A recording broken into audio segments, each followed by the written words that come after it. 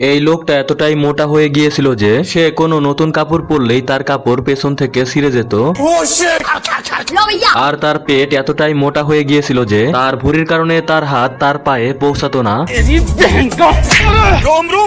এরপর সে যখন ট্যাক্সির মধ্যে বসে, ট্যাক্সি তার ভর সহ্য করতে না পেরে দম বের করে দেয়। সে এতটাই মোটা হয়ে গিয়েছিল যে দুইটা চেয়ার তার ওজন সহ্য করতে না পেরে ভেঙে যায়, যার কারণে সে নিজেকে নিয়ে অনেক টেনশনে পড়ে যাওয়ার কারণে খাবার খাওয়া বন্ধ করে দেয়।